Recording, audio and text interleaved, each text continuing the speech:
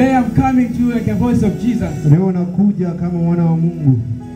When he said that, ambapo alisema, you don't know that your bodies you are the temple of God. Unajua kama mmekuwa hekalu la Mungu. Your body is the temple of God.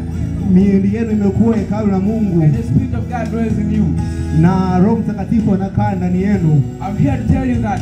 Nipo hapa kuambia kwamba this body miili yenu is the temple of God. Ni hekalu la Roho Mtakatifu. And Jesus said, ndipo hata Yesu anasema in Matthew 21:13.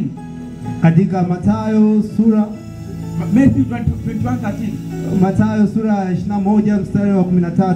He said that anasema, my house, nyumba yangu, shall be called a house of prayer. Itaitwa nyumba ya sala. So this body is a temple of God. Hivyo basi miili yetu ni hekalu la Mungu. This body is a temple of God. Miili yetu ni hekalu la Mungu. And this body, Jesus said that, ndivyo Yesu alisema kwamba my house shall be called a house of prayer.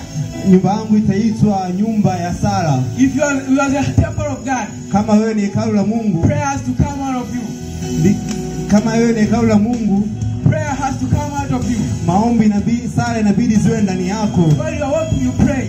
Inabidi utembee ukiomba. While you are walking, you pray. Kwa nini? While you are studying, you pray. Praise the Lord. Bwana Yesu asifiwe.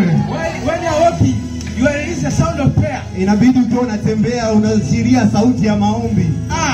In your class, when you are reading, ukiwa darasani umetulia, the sound of prayer. Inabidi uachilie sauti ya maombi.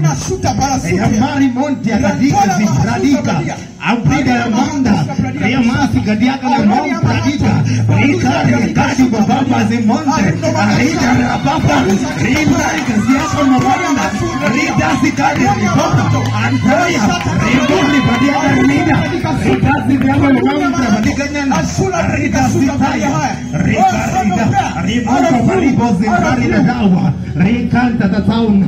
Out of you, I ask to find the sound of prayer.